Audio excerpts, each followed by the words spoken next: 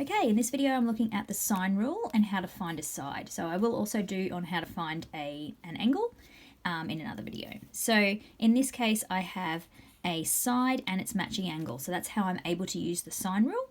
And I don't need to use the cosine rule. So cosine rule you would use if you had three sides and no angles, or if you had two sides but didn't have the matching angle for that. So because I've got my matching angle, I can use the sine rule. That's what I need. So my first one that I can set up, and I can label if I want with my ABC. So I've got my A and my little a, my B and my little b. So I've got my 10 over sine of 110 is going to equal my x over sine of 40.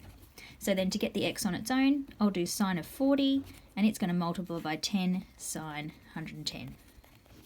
So I'll pop that into my calculator.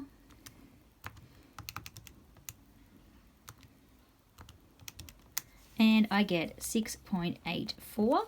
And looking up what unit I've got there, I've got centimetres as my x. Now I've got 6.84. I always do that little check. Does that make sense with the rest of my question? I've got my other side is 10 centimetres. So yes, 6 centimetres is in the realms of makes sense for that question. If I'd come out with something that was like 6,000 or 0.0005 centimetres, then I might go back and check my working out that was correct.